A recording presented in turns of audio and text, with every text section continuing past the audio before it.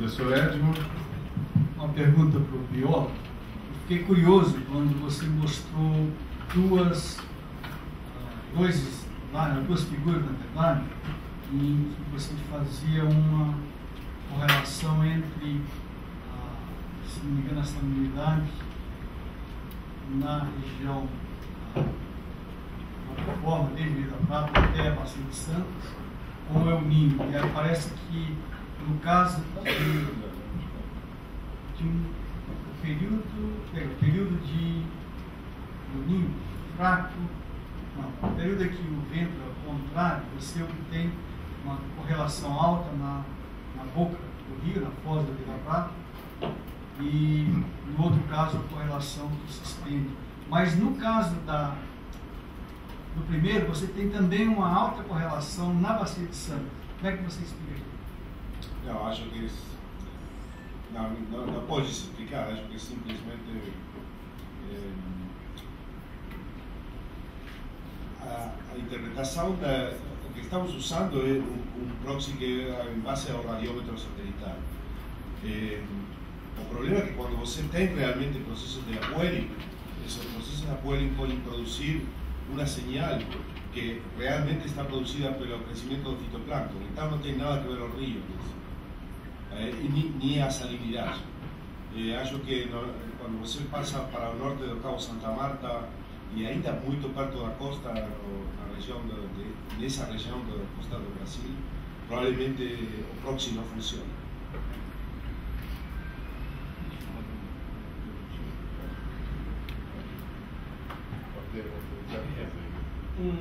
Acho que nos seus gráficos aparece algo que eu acho que é muito importante, que é o seguinte: uma certa mudança no impacto dos ninhos, né? Os ninhos de hoje não são mais como os ninhos de antigamente, né? Quer dizer, mudou, e a transição ela ocorre exatamente lá pelos final dos anos 70, começo dos 80. Quer dizer, esses ninhos que ocorreram de 76, 78 para frente, eles têm um impacto que não é exatamente o impacto dos ninhos anteriores.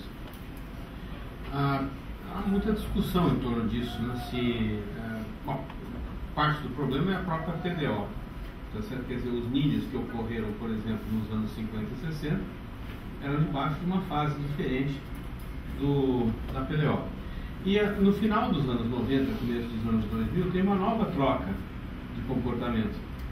Então, os ninhos dos anos 2000 também não são tão parecidos assim como os ninhos dos anos 80, 90. Isso é uma coisa que eu acho que é importante a gente sempre lembrar, né? Que os ninhos mudam, assim como os ninhos das crianças mudam também, né? Os ninhos também mudam de comportamento.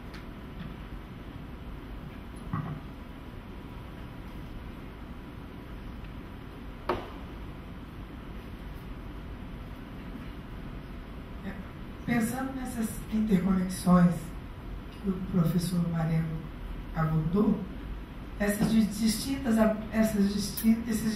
approaches, essas distintas informações de cada uma das áreas, do Michel, do Hernando, do professor Hélio, estão sendo reunidas num cenário, numa montagem de um cenário para mudanças climáticas, considerando extremo, intermediário, ameno, de forma a compatibilizar essas diferentes formas de conseguir evidências e ver para onde é que a gente estaria, que rumo nós estaríamos indo num cenário de mudanças extremas, intermediárias ou mais leves.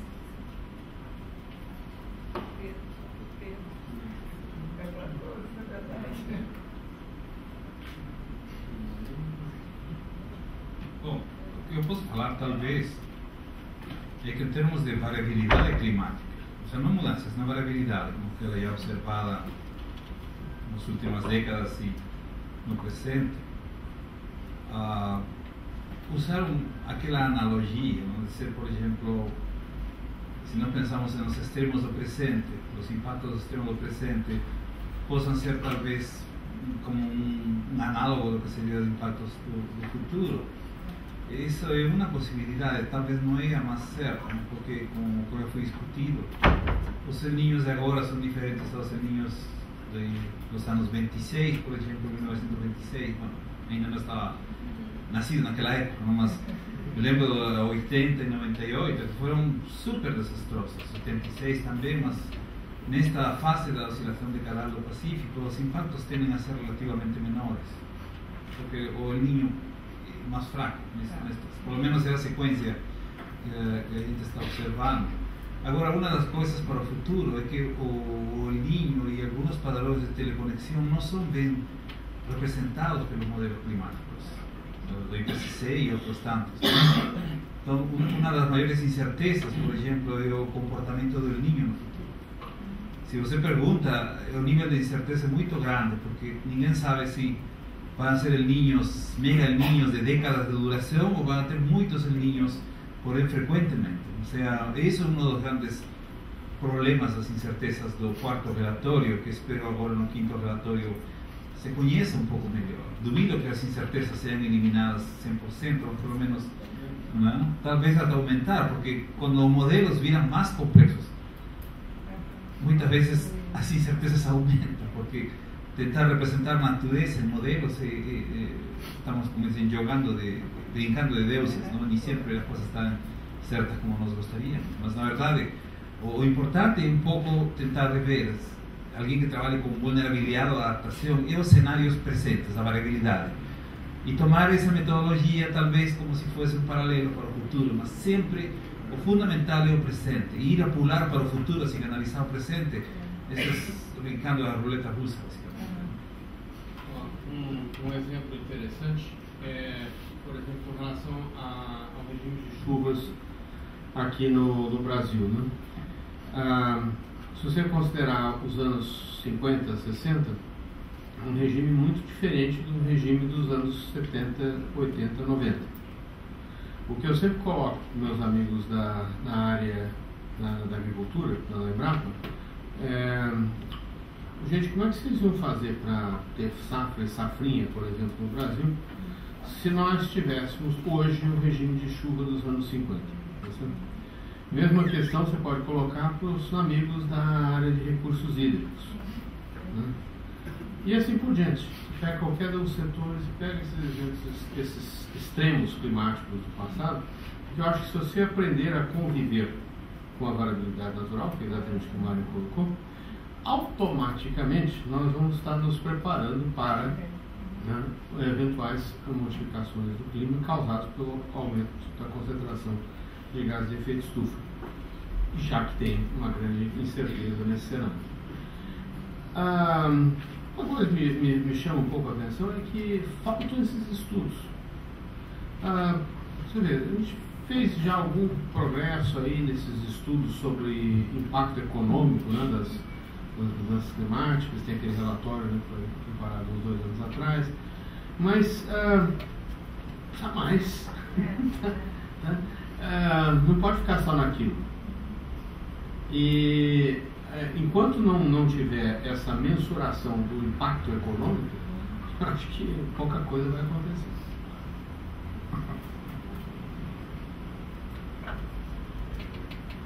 Eu gostaria de fazer uma pergunta, mas um desafio para a banca.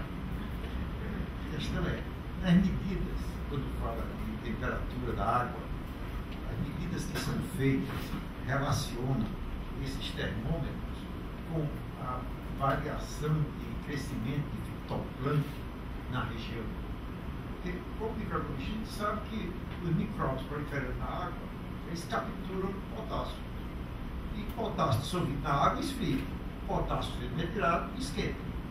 Então a pergunta é, se alguém sabe alguma coisa assim, fazem a medida de temperatura e a variação de fitoplâncton. Porque tem umas mapas, o Michel e a Ana mostraram mapas, e olha também, mostrou regiões que coincidem a região de afluxo de nutrientes, fluxo de rios e tal, e a proliferação de fitoplâncton e aquelas zonas, aqueles nichos. Tem uns quadros bonitos que parecem assim, onde aparece a temperatura aumentando em vários focos do planeta. Eu fiquei vendo aquilo quase assim, um afluxo de pessoas na abissal subindo, os bichos proliferando, capturando potássio e a temperatura alguém revistando a temperatura. E essas manchas de micróbio na água do mar, a gente vê quase que tamanhos continentais. Parecia aquelas manchas. É um problema parcialmente bem estudado, a influência do fitoplâncton na temperatura, mas pelo menos os resultados que eu conheço são desde o ponto de vista radiativo, a penetração da radiação em função da presença do fitoplâncton. Então a distribuição vertical de temperatura depende da distribuição vertical e a densidade do fitoplâncton. Mas não conheço os resultados desde o ponto de vista das alterações biogeoquímicas que você indicava. Também não. Também só conheço esse aspecto radiativo. Sobre o potássio, não conheço. É o princípio da compostagem. Então, um bocado de folha lá dentro, triturado, que o negócio esquenta. Porque o potássio é em circulação. Quando você tira a potássio na água, ele esfria. É só pegar cloreto de potássio e botar. Pronto, já. Mas tem a questão de concentração também, né? Ah, sim. Você não consegue exaurir o potássio no mar como você faz numa área de compostagem, né? Você tem uma abundância muito grande de potássio. O efeito do fitoplâncton não deve ser tão significativo a ponto de alterar a temperatura que você mede num instrumento qualquer.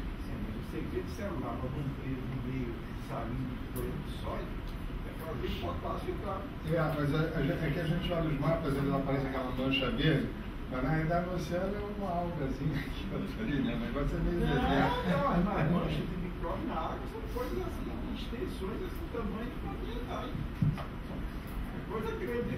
Por exemplo, as fotos de satélite de vez em quando revelam, que eu lembro dos micróbios luminescentes, o pessoal faz assim do tamanho da Groenlândia. É um negócio assim gigantesco. Quando a flora não é só. E só um comentário, puxando brasa para a minha sardinha, literalmente, se a gente cruzasse essas informações climáticas, geológicas, geomorfológicas, com os padrões, os macropadrões de distribuição de algumas espécies bentônicas, plantônicas, nécton, eu acho, em grande escala, eu acho que a gente teria um quadro mais completo realmente do que acontece do clima, da interação do clima com a parte terra, química, e aí os efeitos disso nos organismos e o retorno que esses organismos dão ao sistema, pensando em interconexões.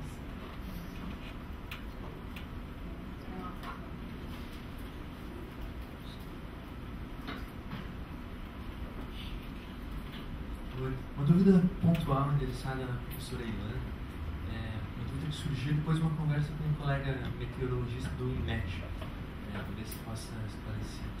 Por um lado a gente observa degelo nas regiões polares, okay, e por outro, aumento de massa congelada em outras áreas, como na Antártica, em muitos casos.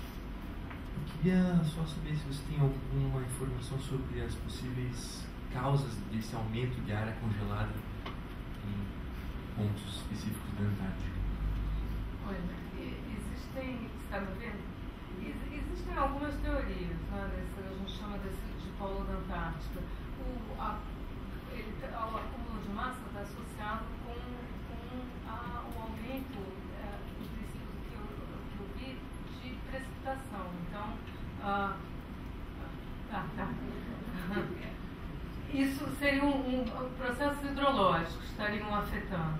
Isso é uma teoria. Tem uma outra que existe uma associação, não sei se eu vou ficar muito complexo aqui, mas uma coisa que chama Wave Number 3, um padrão de onda que você tem na pressão ao nível do mar, que pode estar associado com a distribuição de calor. Então, esse padrão de onda, em termos, os meteorologistas corrijam, por favor. Nesse padrão de onda estaria associado. Então, você imagina uma onda em volta da Antártica, né? Ele é 3 porque ele vai ter 3 máximos, né? 3 cristas, né? E 3 ondas.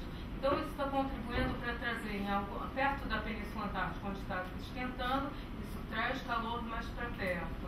E na região da Antártica de leste, que está acumulando massa, ele está assumindo calor. Não traz esse calor, quer dizer, então você tem um acúmulo de massa junto com os processos hidrológicos.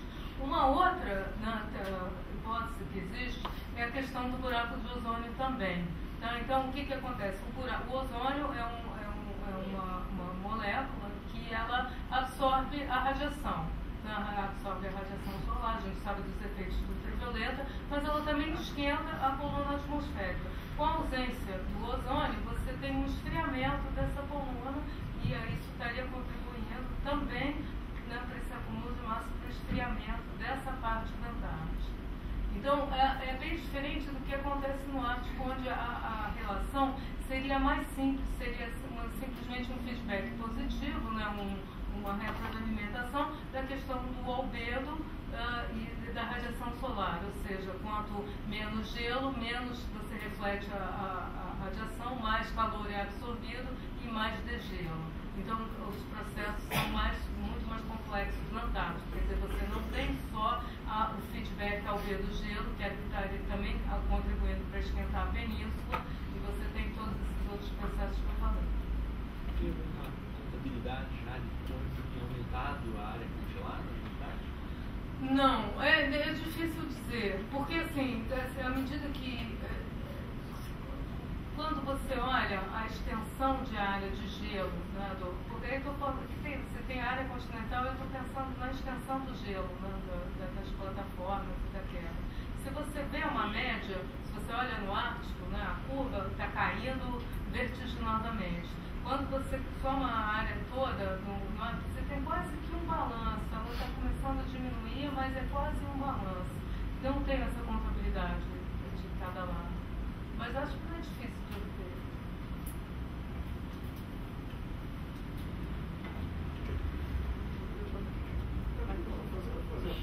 Aqui, né?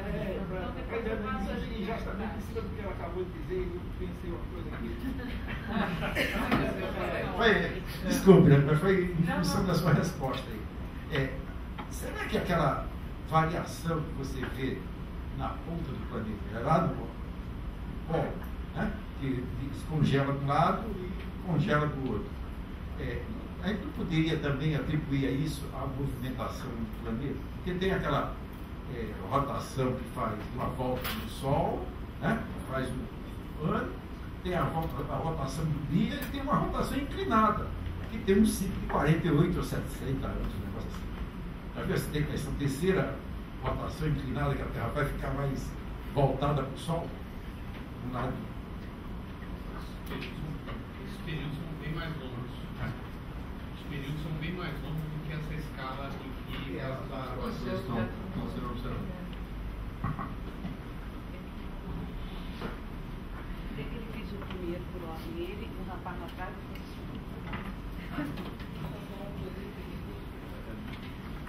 Depois eu vou passar para trás. José Henrique Milber, da FLUG de Rio Grande. Na verdade, eu queria externar uma preocupação, e foi, de certa maneira, colocada pelo Pedro e no final mencionado pela Ilana, que é a questão da falta que a gente está sentindo gradativamente com relação a recursos humanos, a alunos com capacidade analítica, né? Até esses dias estava trocando uns e-mails com o Alberto mencionando o mesmo problema. O que a gente pode fazer, se a gente pode fazer algo em relação para tentar reverter esse quadro? Porque eu vejo que está acontecendo na modelagem, foi o que aconteceu na estatística recentemente. Apareceram os pacotes e os alunos deixaram de saber calcular uma média, por exemplo. Né? Então, hoje em dia ainda bem que apareceu o R, então parece que assim, eles voltaram a ter que pensar que tem que fazer um script, que é um pouco diferente de apertar o botão. Aí na modelagem eu estou vendo que está indo a mesma coisa. Hoje em dia, qualquer biólogo pega um Holmes aí e já sai rodando, né? Sai com o resultado. Então, o que a gente faz em relação a isso? Isso aí é uma coisa que me deixa nervoso, porque parte do problema é o nosso ensino básico, né? Tá certo? Quer dizer, quando você veja o MCT vem fazendo uma série de alertas aí com relação à questão da falta de engenheiros, né, de cientistas e coisa e tal. Isso é um fato. Nós estamos pagando um preço caro hoje pelo desleixo que foi o nosso cuidado com a educação básica, né? Porque gente tem um monte de gente por aí. Mas e o interesse em ciências? Não, é difícil você ter um aluno que queira enfrentar a matemática, física, química, essas coisas, quer, infelizmente. Né? Então, e veja, esse é um problema, não é só aqui, né? Como é que os americanos estão enfrentando esse problema? Os americanos têm esse problema também, apesar de o problema na educação básica ser ordens de grandeza menor que o nosso. Importa aluno, né? Traz um monte de chinês, por exemplo. Tá certo? Né? Traz gente de outros lugares com boa formação para fazer a pós-graduação lá nesses países. Os próprios europeus também fazem muito disso. Tá certo? Eu tenho recebido, eu estou achando muito curioso nesses últimos meses, depois que surgiu o Ciência Sem Fronteira. O Ciência Sem Fronteira é um programa muito interessante, mas ele tem um certo risco de dar um tiro no pé. Né? Que é o seguinte, que, por exemplo, no LCC, nesse último ano, é uma enxurrada de grupos estrangeiros que vêm querendo fazer parcerias, só que na realidade, o que eles estão interessados é no recurso humano. Quer dizer, eles querem indicações de bons alunos. Então, precisa ter um certo cuidado com essa história, tá certo? A gente precisa balancear. Mas o pecado original aqui no Brasil, eu acho que está na formação básica. Né? Só um comentário. Eu dou aulas na pós-graduação no INPE, em Meteorologia Tropical, e a primeira prova que eu faço, eu entrego para eles um mapa em branco de rios. Identifiquem os principais rios. Nossa, que eles colocam o Parnaíba como prata, o Níger misturam com o Mekong. É um desastre. Geografia é uma das disciplinas que eu adoro. E percebi que nos Estados Unidos e no Brasil, muitos estudantes não vêm com formação geográfica. Como Pedro falou, por exemplo, a importação é uma solução. Ciências e Fronteiras pode virar uma faca de dois gumes, não? Porque nós também recebemos muitos pesquisadores chineses e indianos, mas eles vêm, ficam 2 anos na DL, não interagem, vão embora com bolsas cheias de dinheiro.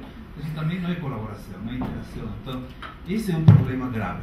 Eu acho gravíssimo, porque você pode importar estudantes de outros. Eu mesmo sou importado. Não? A minha educação, o meu ensino foi feito todo no Peru, não? E percebi que o nível de lá é, em alguns casos, no nível básico um pouco melhor que aqui, nível universitário um pouco menor. Mas aí uno percebe os problemas básicos. E é preocupante, porque vai chegar um momento no qual nós vamos a ter o primeiro mundo a nível de pós-doutorado, vamos a ter o terceiro mundo, o quarto mundo a nível de graduação.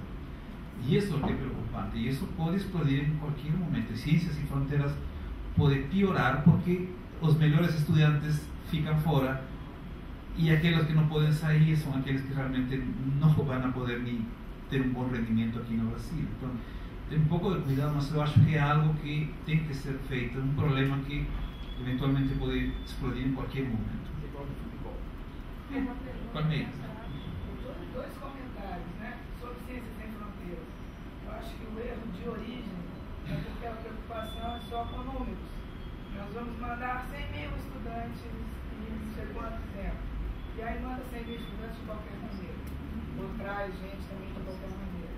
É um pouco da irresponsabilidade dos nossos mandatários mesmo. E a outra coisa, eu acho assim, uma grande luz no fim do túnel que eu vejo são as Olimpíadas, com os alunos de ensino médio e fundamental. As Olimpíadas de Matemática, de Física, são um espaço, um ângulo muito interessante, porque muitos desses estudantes, eu sei porque eu tenho uma sobrinha que participou das Olimpíadas de Matemática e depois ela foi mandada para os Estados Unidos para um acampamento e ela agora está fazendo engenharia elétrica na POD cercada de japoneses por todos os lados. Mas ela foi formada, foi a formação no sentido pleno da coisa. E começou como uma Olimpíada de Matemática na ensino médio. Eu acho que isso é uma luz muito interessante.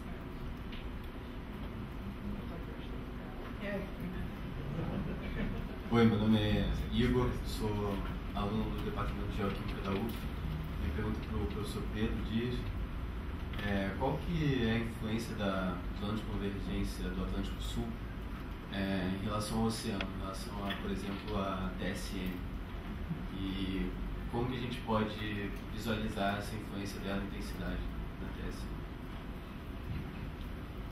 Esse é um tema importante. Tem sido, a gente já encontra alguns artigos na literatura. Tem aquela tese da Rosane Chaves, né, orientada pelo Paulo Nobre, é um dos primeiros trabalhos sobre esse assunto. Depois eu tive uma aluna de doutorado, a Tatiana Giorgetti, que trabalhou nesse assunto também, e tem outros nesses últimos anos. No caso das ACAS, é muito comum você observar o contrário. Quer dizer, debaixo das ACAS você tem água mais fria e a água mais quente está ao lado das ACAS. E a razão, aí nesse caso, é um problema do balanço de calor. Quer dizer, quando você tem as ACAS, você tem muita nuvem. Se você tem muita nuvem, a radiação solar não chega na superfície. Então, a água não se aquece. Como é aquecida, ao sul das ACAS, por exemplo, ou ao norte das ACAS, onde tem pouca nebulosidade. Então, esses trabalhos que foram realizados com modelagem acoplada oceano-atmosfera mostram uma relação muito diferente daquela típica da região equatorial, né? Quer dizer, o balanço de calor associado às colunas de transferência de radiação de onda curta e o impacto das nuvens passa a ter um papel muito importante. Então, as ACAS, quando ela fica parada num lugar durante vários dias, o que acontece é isso: a temperatura debaixo dela resfria e aumenta a temperatura tanto para o sul como para o norte. Climatologicamente, tem anos em que as ACAS ficam, né, várias semanas, ou aparece um episódio, desaparece, mas volta, mas na média aparece um efeito significativo. Nesses casos, você consegue identificar exatamente esse fenômeno. Você observa que onde as ACAS está localizada, a temperatura é um pouco menor do que tanto ao norte como ao sul. Tem uma pergunta aqui. Boa tarde, Francisco Alexandre, da Universidade Federal do Rio Grande do Norte. Eu gostaria de levantar duas sugestões, depois uma espécie de provocação. As sugestões, primeiro, vai no sentido da questão colocada pelo professor, colega da Universidade do Rio Grande, sobre a questão de formação de estudantes. Por exemplo, tenho procurado, junto ao meu departamento, ter um diálogo e na formação geral de físicos brasileiros, as principais disciplinas que têm maior contribuição para as ciências atmosféricas e oceanográficas, característica física, são física de fluidos, termodinâmica clássica, termodinâmica dinâmica. Essas disciplinas são muito pouco exploradas na graduação, são muito pouco incentivadas, né? Os estudantes de física, eles chegam pensando em resolver o problema de achar a partícula que é a partícula de Deus, ou querem explorar os rincões do universo. Isso vai para duas pontas bem diferentes da física. Isso vai para a mecânica quântica, mecânica com relatividade e com relatividade geral, né? O professor Edmo, já especialista que trabalhou com relatividade geral, sabe bem o que estou falando, todos também sabem, obviamente. Então, de certa maneira, durante todo o período de formação da física brasileira, a física de fluidos, ela foi tratada como uma área já resolvida pela física e é um problema que somente tem problemas técnicos para engenheiros, o que não é verdade, né? Turbulência é um problema completamente aberto. Então, talvez um pouco mais de diálogo com a Sociedade Brasileira de Física, com colegas físicos em outro departamento, né, consiga, digamos assim, dar mais um pouco de motivação, até mesmo para futuros estudantes. O outro ponto também gostaria de colocar como sugestão, estou vendo, de maneira geral, bem importante, a ideia é sempre colocada de que realmente precisa se investir muito mais no país nessa área. Né? Eu sou absolutamente de acordo. Eu lembro que na década de 70, início da década de 70, Edward Teller, o físico responsável do projeto Manhattan da bomba atômica, ordenou uma equipe, a pedido do governo americano, para produzir documentos sobre como seriam as pesquisas de ciências atmosféricas nos próximos anos. Né? Eles produziram esse documento em 71, eu mencionei para o Hélio, né? E exatamente o que estava sendo colocado lá há 40 anos atrás é o que vocês estão colocando aqui. Precisava ter mais equipamento, monitoramento, mais investimento em funcionamento remoto, mais investimento em computação e, sobretudo, investimento em recursos humanos. Então, acho que essa realmente é a grande luta. Né? E ouvi muito, li alguma coisa recentemente sobre a questão de possível criação do Instituto Nacional de Pesquisas Oceanográficas. Eu acho que esse instituto poderia ter realmente um papel fundamental para o desenvolvimento de pesquisa no país, e especialmente se ele tiver um modelo um pouco diferente dos institutos atuais, um instituto que seja em rede, distribuído, se possível, entre as principais áreas do país, onde pelo menos tem algum início, alguma semente de ciência nessas áreas. Né? Bom, por fim, um questionamento que eu tenho me colocado com interesse particular, e a professora Ilana, como comentou, deixo aqui a minha provocação, que é sobre o papel da termodinâmica, principalmente dos modelos. Eu tenho a impressão que os modelos para oceanos talvez seja um início de fazer algo diferente, porque para a atmosfera realmente acho que é um problema muito mais difícil.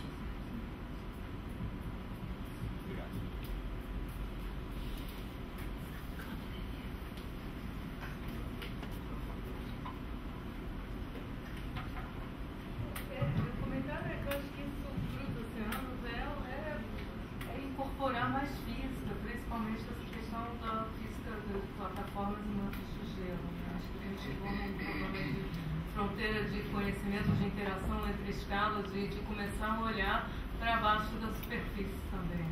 Mas vamos chegar lá, eu tenho confiança. Eu gostaria de fazer um comentário, porque como não sou modelista, posso falar que os modelos oceânicos têm uma termodinâmica que é extremadamente simples e é completamente irreal. Bom saber disso. Alessandro Filippo, da Faculdade de Oceanografia da UERJ. Meu questionamento é em relação, né, foi colocado pela professora Ilana sobre o banco de dados, né, para armazenar todas essas informações. Eu acho que a gente está se propondo a fazer aquisição de séries longas de dados, né? E o que a gente vai fazer com essas séries, né? Onde é que a gente vai armazenar, onde é que a gente vai trocar, e né, então essa é a provocação aí para nós. Eu também acho que Posso fazer um comentário? Eu acho que o Trude poderia falar alguma coisa com relação a esse esforço que nós estávamos discutindo em Brasília semana passada. Por favor. Eu acho que essa pergunta do Filipe é fundamental, não é só a questão do banco de dados.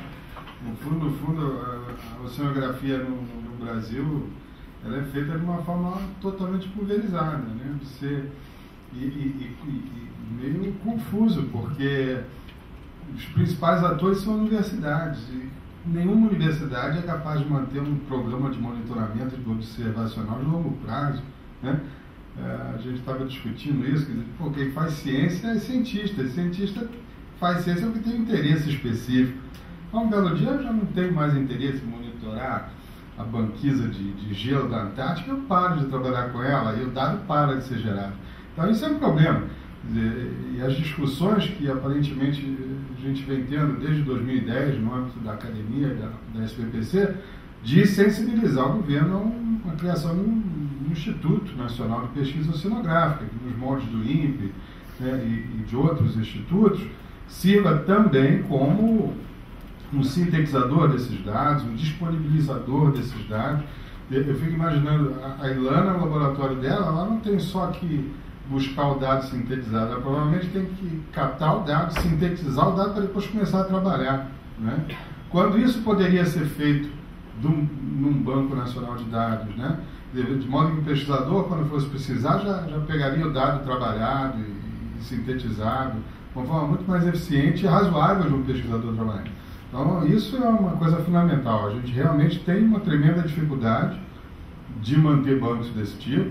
Quer dizer, existe o famoso Banco Nacional de Dados Oceanográficos da DHN, né, que na realidade muitos chamam do Cemitério Nacional de Dados Oceanográficos, que na realidade é só uma acumulação de dados, sem síntese, sem nada. Então, fica claro que é incompatível hoje o nível de necessidade em pesquisa oceanográfica que o país tem com a situação atual de fazer pesquisa oceanográfica, né, baseado principalmente nas universidades, cuja função não é essa, e na Marinha, cuja função também não é essa, né? Então fica todo mundo tentando acessar, né? É interessante aquela curva que eu mostrei hoje no início do dia, né? Quer dizer, nós temos competência para trabalhar os dados, não tem dúvida, né? Quando você vê a produção científica, está junto, só está junto em cooperação.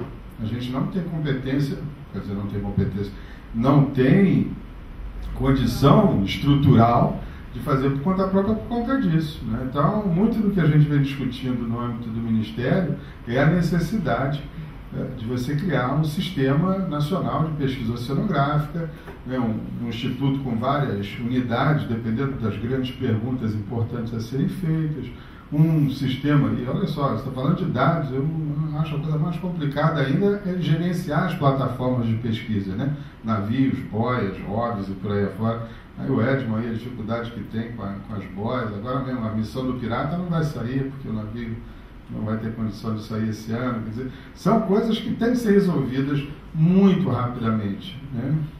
Correndo o risco da gente, obviamente, começar a ficar para trás e não conseguir avançar, né? Então acho que passa muito por essa discussão e é muito importante que a comunidade pressione, né, pelo seu lado para que esse instituto, essa iniciativa, realmente atenda dessa maneira, né? Isso também é outra coisa importante. Uma coisa, vamos criar, esse é o primeiro passo. Segundo, o que vai ser criado, não é? Lembrando que no caso do mar, a biodiversidade, né, chega a ter 8 braços num povo e por aí afora. Então a gente tem que ter muito cuidado para não criar uma coisa também que vai manter tudo pulverizado do mesmo jeito. Isso é outra coisa que a gente tem que tomar muito cuidado. Posso fazer uns comentários nisso aí? Do ponto de vista, agora eu vou falar mais da minha experiência no Laboratório Nacional de Computação Científica. Um dos grandes desafios da computação é hoje exatamente essa daí, o tratamento de bancos de dados massivos. Esses bancos de dados hoje são enormes, petas e petabytes de dados, e você tem que manejar essa estrutura. O que a gente nota é que há uma tendência nas várias áreas do conhecimento a dar soluções tradicionais para tratar desses bancos de dados. O problema é que os bancos de dados enormes que nós temos hoje não podem mais ser tratados com aquelas metodologias clássicas. Isso é uma tremenda de uma área de pesquisa nos últimos anos de como tratar bancos de dados massivos. Vou dar alguns exemplos. O grupo da bioinformática aqui no Brasil, existe um programa de genômica. Esse pessoal gera uns poucos petabytes por ano. Petabytes. Quando eu vi aquele negócio, eu fiquei impressionado. Primeira vez que eu percebi o tamanho do animal. Porque na meteorologia, por exemplo, os programas que eu estou envolvido geram dessa ordem também. Da ordem de 1 a 3 petabytes por ano. Aí as tantas cai lá no NCC o pessoal da astronomia, com esses programas de monitoramento do céu, de vários comprimentos de onda e coisa e tal. 10 petabytes por ano. Tá? Bom, e nesses contatos que eu tive com essas várias áreas, o que eu percebi foi isso. Nós, pobres mortais meteorologistas, olha, estamos anos-luz atrás da tecnologia que hoje existe para fazer manejo de bancos de dados massivos. A gente precisa aprender muito. Aprender como? Interagindo com as comunidades que efetivamente conhecem esses assuntos. No momento, por exemplo, tem outro grupo que tem uma necessidade enorme de bancos de dados, que é o Programa de Biodiversidade aqui no Brasil, o CISBio. Bom, o resultado. O que está sendo feito hoje é o seguinte: existe o SINAPAD, o Sistema Nacional de Processamento de Alto Desempenho, que tem máquinas e tem armazenamento. Só tem um detalhezinho fundamental. Tá? O SINAPAD hoje, ele tem uma capacidade de armazenamento de ordem de 5 petabytes. 5 petabytes. De processamento, ele tem uma capacidade da ordem de 200 teraflops. Sabe qual é a demanda aqui no Brasil?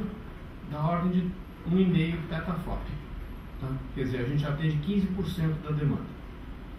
E atende também um percentual pequeno da demanda de armazenamento. Então, soluções modernas sobre esses assuntos, para resolver esses problemas, elas existem. Nos falta exatamente essa coordenação, essa articulação, de buscar o conhecimento onde ele de fato existe e dar soluções que sejam compartilhadas. Vou te dar alguns números. Para manter o tal do banco de dados da genômica, tá? Vai 1,8 milhão de real por ano, sem incluir o salário dos servidores. Isso é só de serviços que a gente tem que contratar para manter esse banco. O da astronomia vai ser da ordem de 4 milhões por ano. Tá? E assim por diante. Você vai somando essas coisas, você vai ver o dinheiro que vai nessas coisas. Aí entram os problemas. No orçamento da instituição, não cabe isso. Então, como é que você resolve o problema? Através de encomendas, por exemplo, encomenda para a FINEP, etc. Só que essas encomendas de FINEP têm os termos de descentralização de crédito do Ministério, por isso tal, que é uma luta. Você faz isso, resolve um ano. No ano seguinte, de repente, você vê, não tem mais. Aí você tem que despedir todo mundo. Tá? Isso aconteceu várias vezes, nesses últimos 5 anos que eu estou na RCC, isso aconteceu algumas vezes. Em que você teve que desmontar uma equipe, tá? Porque você não tem a regularidade no orçamento. O dinheiro existe, porém, não no momento certo. Então, acho que nos falta uma política de banco de dados que seja moderna. Lembrando que você está brincando com coisas que tem da ordem de petabytes, muitos petabytes, chegando no exabyte, tá? Que requer soluções muito diferentes daquelas que nós estamos dando. E acho, na minha cabeça hoje, que a gente precisa dar soluções integradas. Porque, por exemplo, aliás, isso é uma das coisas que a gente está fazendo lá no NCC. Parte do pessoal que trabalha com o banco de dados da bioinformática é o mesmo que trabalha com a biodiversidade, é o mesmo que trabalha com a astronomia. Tá certo? Quer dizer, você pode compartilhar alguns recursos humanos e as soluções tecnológicas também, muitas vezes, você pode compartilhar. Por exemplo, o que você acaba fazendo, você tem uma solução tecnológica, você compra mais gavetas para encher o armário, né? Mas você compartilha essas estruturas. E outra coisa, essas estruturas, obviamente, hoje em dia, não são centralizadas. Nenhum desses bancos está centralizado. Esses bancos hoje são todos distribuídos. E aí entra um papel fundamental da RNP. E a RNP está pensando nessa história. Porque se você perguntar lá para o Nelson Simões, diretor da RNP, quais são os planos futuros da RNP do ponto de vista de conectividade aqui no Brasil, é dar mais um salto da ordem de um fator de 10. Tá? Hoje nós estamos na faixa de 10 gigabits por segundo, e a ideia é chegar nos 100 gigabits já no próximo ano. Daqui 2 anos nós vamos estar com 100 gigabits, que é fundamental na hora que você pensa nesses sistemas de distribuição de arquivos em diferentes pontos do país. Tá? Em resumo, minha sugestão, gente, não vamos pensar numa solução da meteorologia, uma solução da oceanografia, vamos discutir esse assunto, tá, com outras comunidades aqui no Brasil, porque o problema é exatamente o mesmo. Eu escuto a mesma ladainha na minha sala com toda frequência. Entra um, sai outro, né? Pessoas que um zoológico, né? Cada um que entra lá, mas o problema essencialmente é o mesmo.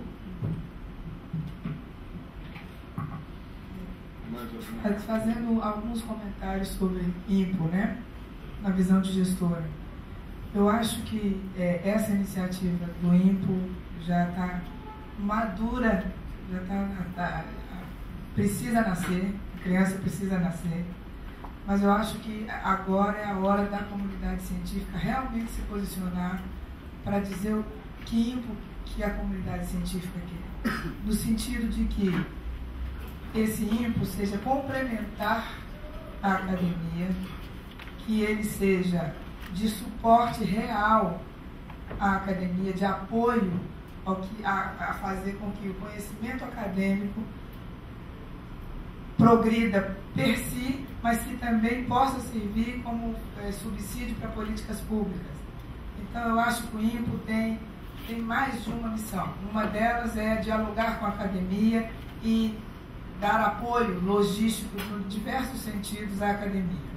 O outro é transformar o conhecimento acadêmico em dados disponíveis e palatáveis para um gestor público utilizar isso em políticas públicas decentes, de curto, médio e longo prazo.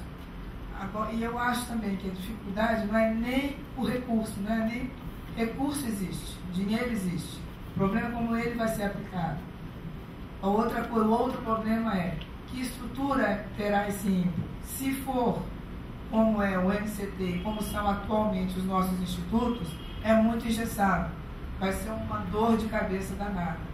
Não pode também, talvez, ser como já se falou da tal Embrapa, né, o Embrapo, porque uma empresa também sofre algumas limitações e tem dificuldade de dialogar com a estrutura organizacional do governo. Então, tem que se pensar na melhor forma que esse instituto vá adquirir, né? Também acho que tem que ser descentralizado pela própria ideia de ser um arranjo em rede, pela própria ideia de ser uma interação com a academia e com a ponta dos gestores. Então eu vejo isso de uma forma descentralizada, enxuta, uma estrutura enxuta. Não pode ser um cabide de emprego, não pode ser uma política de governo, tem que ser uma política de Estado. Não é uma política do governo Dilma, é uma política do Estado brasileiro. Não é uma política de curto prazo, é uma política de longo prazo, mas não é o longo prazo do Brasil, que é longo prazo 5 anos, é longo prazo 20 anos. Para nós, o INPO, o curto prazo do INPO, na minha visão ideal, é 5 anos. Esse é o curto prazo. E aí, também não pode ser, a gente não pode ficar atavicamente preso ao passado. Então, se historicamente, por exemplo, a gente contou com o apoio da Marinha, e a gente agradece o apoio da Marinha para a infraestrutura de embarcação, a gente já sabe e já testou o modelo do Laboratório Nacional Embarcado para ver que não funciona. Com a estrutura da Marinha não funciona. Então, tem que pensar, sim, em infraestrutura de meios flutuantes, de boias, de laboratórios, que seja independente do status quo. Que seja realmente algo novo. É ambicioso? É sonho? Mas eu acho que está na hora de sonhar. E está na hora da academia dizer o que quer. Impressionante.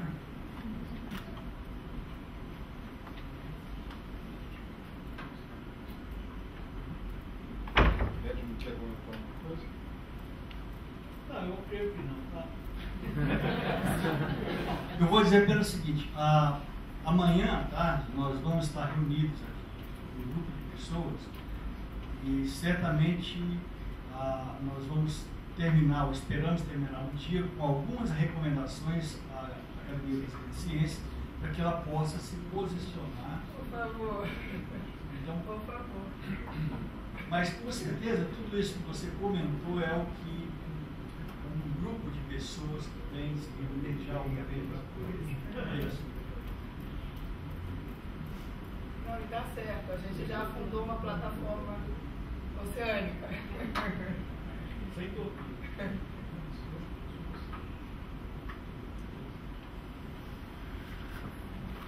Acho que vale a pena uma conversa paralela que estava aqui. Eu sou muito cético com relação ao funcionamento dessas estruturas debaixo das nossas estruturas atuais dos institutos. Né? Como se disse, é extremamente engessado. Né? Nós temos aí a trilogia do U, né? Da AGU, CGU, TCU, né? Que, meu Deus do céu, né? Vivo apavorado. Né? E isso não consegue fazer as coisas. Você gasta mal o dinheiro. Na verdade, está ficando extremamente difícil gastar dinheiro. Em um mês você tem que gastar tudo que faz encomenda. Então não funciona. Bom, alternativas. Você veja, no passado, houve no fim dos anos 90, começo dos anos 2000, houve uma migração de algumas unidades de pesquisa para o regime OS, né, de organização social. Eu vejo, por exemplo, o caso da RNP, que eu já mencionei aqui. Eu, francamente, na minha cabeça, não vejo outra forma de tocar. Se bem CGE também, tem vários outros que são OS. O INPA, aqui de matemática pura aplicada, é um OS. Né? O fato é que entre o que era lá no começo dos anos 2000 e o que é hoje, pelo Jacó não está aqui, o Jacó fala muito nisso, né? Era a solução sonho, ideal. Hoje, muito menos. Por quê? Porque o sistema achou formas de amarrar, tá certo? O funcionamento. Nós precisamos, o Halp fala muito nisso. O Halp, desde a época que ele estava na SBPC, né, ele falava muito nessa questão da mudança do marco legal. Estruturas como essa da oceanografia, que envolvem operação de navio, tem o problema da urgência, quer dizer, você tem um determinado problema, você tem que resolver ele na hora. É a mesma coisa no caso da RNP, tá certo? Tem um problema na conexão em algum ponto aí do Brasil, você precisa dar uma solução, você tem que ir lá e gastar o dinheiro e resolver aquele negócio na hora. Se eu tiver que fazer isso pelo LNCC, só no ano que vem, tá certo? Você vai resolver o problema. No final do ano, nos dois últimos meses do ano. Então, não tem jeito. Então, a única forma dessas coisas é você trabalhar nesse regime de OS. Alguma coisa a gente consegue fazer com fundações, mas é complicado também, tá certo? Porque se o dinheiro vem de recurso de orçamento, ele fica com aquele cheiro de orçamento. Então, quando ele entra dentro da fundação, ele vai ser gasto da mesma forma. É o mesmo problema de dinheiro FINEP. O dinheiro FINEP tem o mesmo cheiro, eu ia falar fedor, que o dinheiro de orçamento, porque né, tem as mesmas regras. Então, estruturas tipo esse Instituto de Oceanografia, ou qualquer atividade operacional, para que você tenha que ter agilidade, eu não vejo outra forma. Né? Agora, o fato é que a gente vem encontrando no governo uma resistência muito grande a esse novo modelo. Halp está lá hoje, o Halp tem essa visão muito clara e eu dou um voto de confiança. Eu acho que, espero que o Halp consiga mudar a postura. O Drude acabou de me dar uma informação que para mim caiu assim. Fiquei extremamente contente no sentido de que aparentemente há uma postura hoje muito mais favorável, inclusive da Casa Civil, que é o que me surpreendeu, porque na Casa Civil é onde sempre a gente recebia um não com relação a propostas de OS. E isso me parece ser uma luz no fim do túnel. Eu acho que amanhã a gente vai ter a oportunidade de discutir mais esse aspecto, né? E depois também o grupo que vai ficar trabalhando nesse documento vai trabalhar por aí. Eu acho que todo mundo concorda que não tem outra maneira de você fazer oceanografia se não for assim. Na data aí, agora mesmo, depois do exemplo do pirata desse ano, acho que não tem mais o que pensar. Né? Primeiro, a responsabilidade internacional parada simplesmente porque os TCUs e companhia não permitem que a coisa seja resolvida. Então eu não vejo outra maneira. Né? Já estamos mais do que na hora. Eu queria agradecer a presença de todos e convidar para amanhã. Eu acho que amanhã é extremamente importante, na parte da manhã, onde a gente pode solucionar quebrar alguns paradigmas também, principalmente na cooperação internacional. Então, estão todos convidados para a sessão de amanhã, pela manhã, mesma hora, mesmo local. Obrigado a todos.